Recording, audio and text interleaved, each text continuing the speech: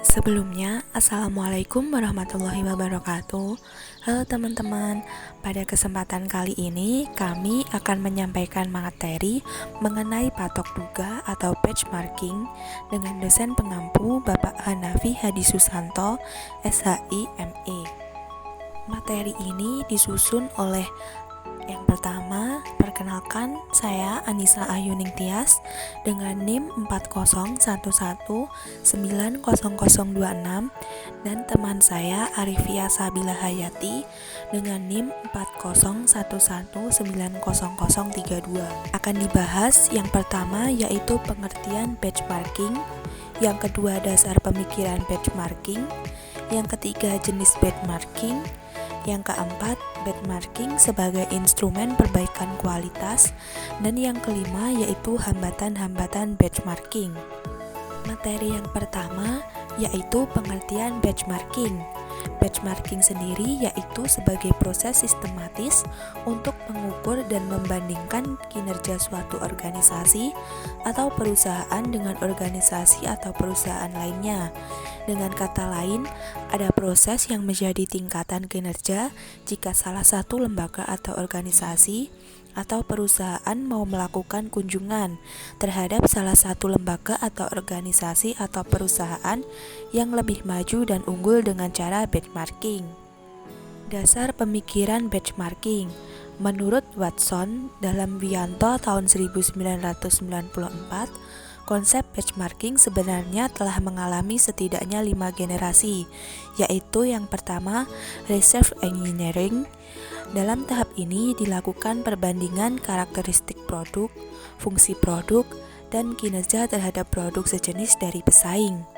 Yang kedua, yaitu competitive benchmarking. Selain melakukan benchmarking terhadap karakteristik produk, juga melakukan benchmarking terhadap proses yang memungkinkan produk yang dihasilkan adalah produk unggul. Yang ketiga yaitu proses benchmarking, memiliki lingkup yang lebih luas dengan anggapan dasar bahwa beberapa proses bisnis perusahaan terkemuka yang sukses memiliki kemiripan dengan perusahaan yang akan melakukan benchmarking. Yang keempat yaitu strategic benchmarking, merupakan suatu proses yang sistematis untuk mengevaluasi alternatif, implementasi strategi bisnis, dan memperbaiki kinerja dengan memahami dan mengadaptasi strategi yang telah berhasil dilakukan oleh mitra eksternal yang telah berpartisipasi dalam aliansi bisnis. Membahas tentang hal-hal yang berkaitan dengan arah strategis jangka panjang. Dan yang terakhir yaitu global benchmarking, mencakup semua general yang sebelumnya dengan tambahan bahwa cukupan geografisnya sudah mengglobal dengan membandingkan terhadap mitra global maupun pesaing global. Jenis-jenis benchmarking. Secara umum, menurut Bendel, Loader, dan Candy terdapat 4 jenis benchmarking, yaitu 1. Benchmarking internal. Benchmarking internal adalah perbandingan antara kinerja yang dicapai dengan best practice di dalam internal organisasi atau perusahaan. 2. Benchmarking pesaing. Benchmarking pesaing adalah perbandingan antara kinerja yang dicapai dengan best practice yang diterapkan oleh organisasi atau perusahaan dalam industri yang sama memiliki kemiripan karakteristik. 3. Benchmarking fungsional. Benchmarking fungsional adalah perbandingan kinerja yang dicapai dengan kinerja yang berbagai organisasi yang memiliki persamaan kegiatan dan fungsi, namun bukan merupakan pesaing langsung. 4. Benchmarking umum. Benchmarking umum adalah perbandingan proses bisnis yang berlaku pada berbagai fungsi dan di dalam industri yang benar-benar berbeda. Benchmarking sebagai instrumen perbaikan kualitas. Dasar pemikiran perlunya benchmarking berasal dari dorongan untuk memberikan kepuasan kepada pelanggan.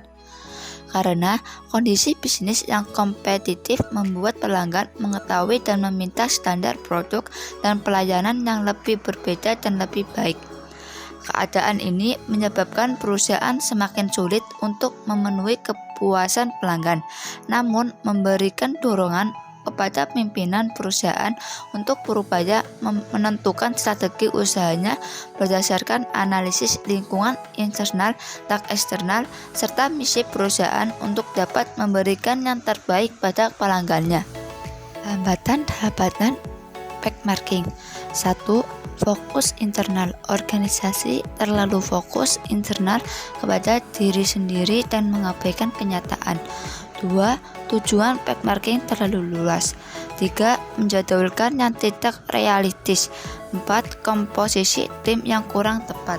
Selanjutnya 5. Persediaan menerima walk-in class yang terbaik dalam kelasnya. 6. Penekanan yang tidak tepat. 7. Kekurangan pekaan terhadap mitra. 8. Dukungan manajemen puncak yang terbatas. Sekian dari presentasi dari kelompok kami. Apabila ada kesalahan, mohon maaf. Wassalamualaikum warahmatullahi wabarakatuh.